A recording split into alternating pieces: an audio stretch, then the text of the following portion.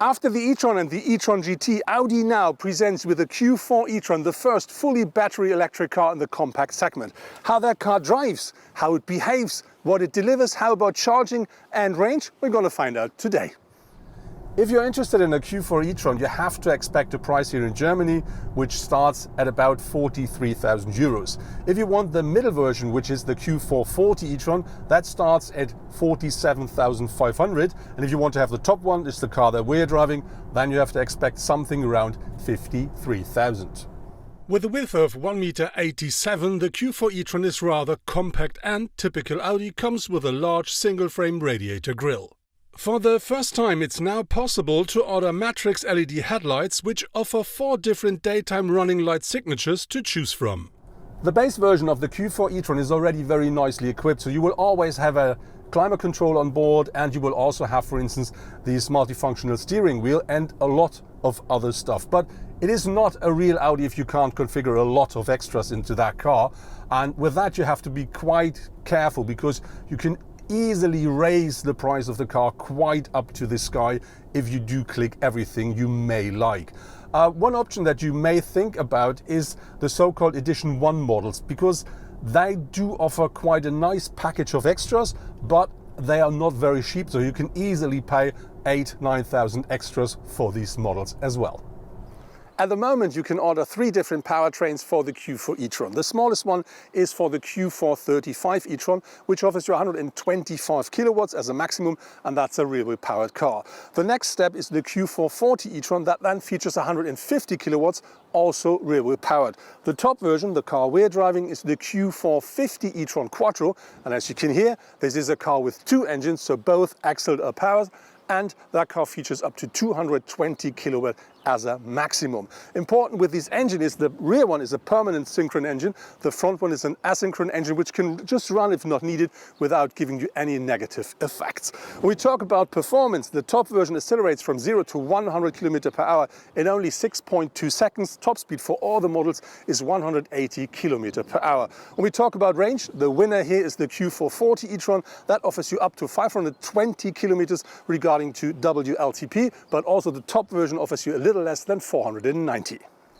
The materials and the craftsmanship in that car are typical Audi, so I would say on a quite high level. So you will find soft touch, you will find leather, you will find metal, you will find glossy black and loads of very nice surfaces, and that together really gives the car a very, very nice look. Everything is really nicely made, and if you're looking for plastic, you will find it a little bit lower than the center console, which means yes, of course there is plastic, but that's also very nicely made, so it looks great. It gives you, it doesn't make any disturbing noises, so that really is something I really do like inside on the car. Another thing which I really do like is how these displays and everything is orientated to the driver, which really surrounds you, and that gives you the perfect cozy feeling while driving. On the side, the Q4's large wheel catch the eye. The base version comes already on 19-inch rims. However, 20 and 21-inch alloy wheels can be ordered. Overall, the Q4 E-Tron is 4,59 m long and has a wheelbase of 2,76 m. The wheel arches are strongly emphasized by distinctive lines. Together with the high shoulders and a flat window graphic, this ensures a very dynamic look. There are no analog instruments anymore in that car, so the cockpit always features a 10.25-inch screen, which you can configure the way you want. So you can have, for instance, with the view button here, you can change between the 2 different views, and on top of this you can have different informations in the center, which means you can have things like range, things like infotainment, or the big map, or whatever you prefer to look at. On top of this, you will always have a 10-inch touchscreen for the infotainment, and that infotainment features live data. You can also connect with Apple CarPlay and Android Auto to your mobile devices.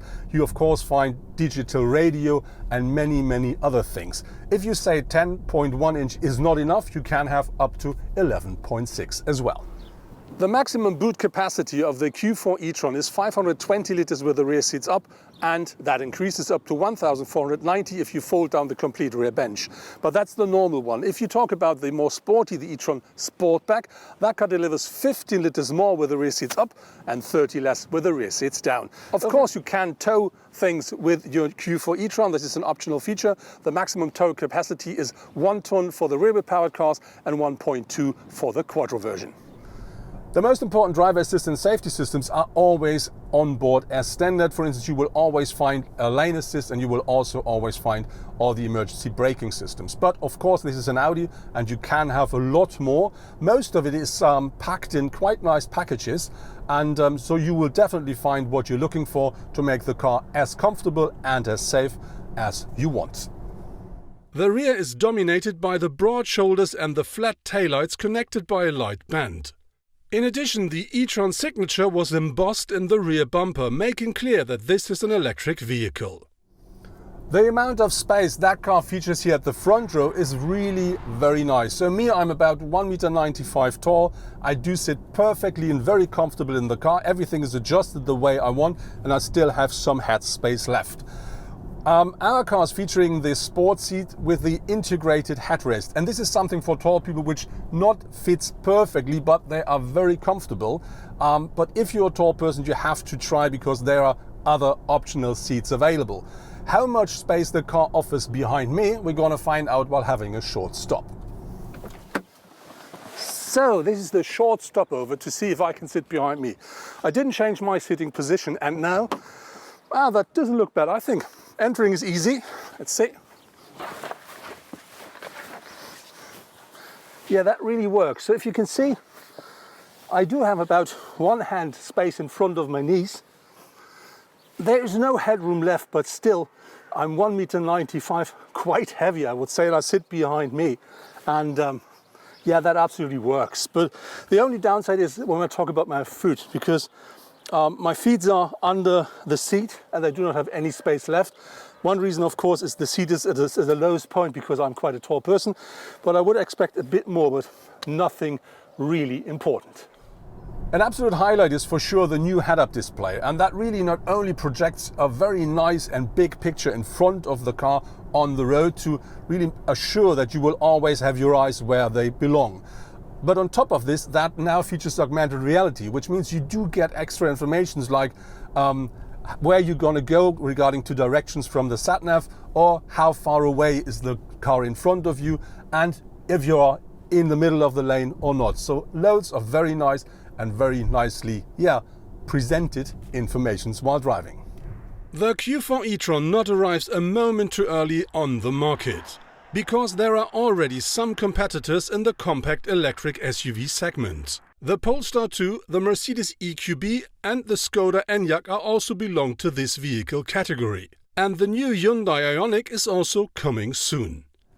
My test car should take up to 20 kilowatt hours per 100 kilometer driven, and as you can see in the cockpit, we used 21.5, which is really close to the datasheet. But I have to be honest, so we drove on the motorway at the beginning of our test drive, and there you should expect something about 24, 25, and we had a speed of about 120, 130 kilometers per hour. But now, after about 110 kilometers, as you see, the average is now 21.4. And I think that really is quite a nice number. There are two different batteries available for the Q4 e-tron. So the smallest engine, which is the Q4 35 e-tron, that one features a 52 kilowatt hour battery net capacity. The other two, they do have a 77 kilowatt hour battery on board. When we talk about charging, Audi promises 100 kilowatt as a maximum charging rate for the smaller, and 125 for the bigger battery if you're on a DC charger. If you go on a wall box, that's a 7.4 or 11 kilowatts. When we talk about the charging time, they say, of course, we will not reach that here because our car still has about 35% battery left.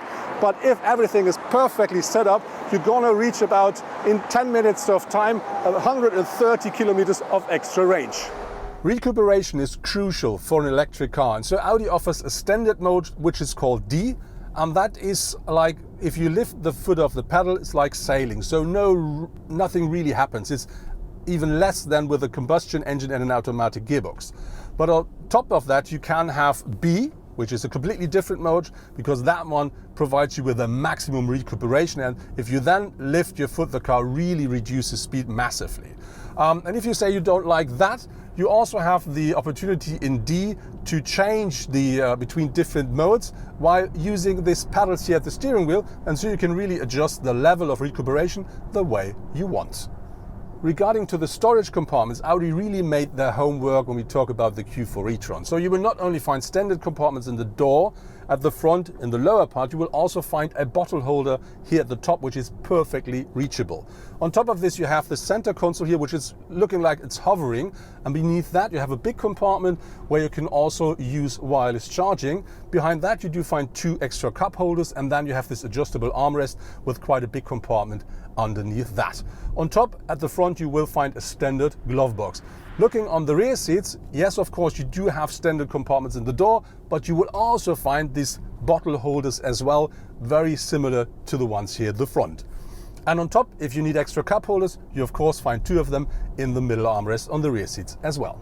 That was my first test drive in the new Audi Q4 50 e-tron Quattro, the actual top model of the new Audi Q4 e-tron series. And I have to say, yes, of course, that car is an absolute pleasure to drive, but I think a modern battery electric vehicle must deliver more, and this is what Audi promises. So they say that car should take up to 20 kilowatt hours per 100 kilometer driven, and as you can see in our display, it shows us about 21. Quite nice. And with that, I think a real range of about 300 up to 400 kilometers with a fully charged battery in a normal traffic situation, but depending on the drive and the weather, should be easily achievable. On top of that, with that trim level, with that amount of extras, this car of course is an absolute pleasure, and it's comfortable, quiet, and really nice to drive. But that car got its sticker price, and I expect something about 70,000 euro. But if you want to pay this, you really get something very nice to drive with.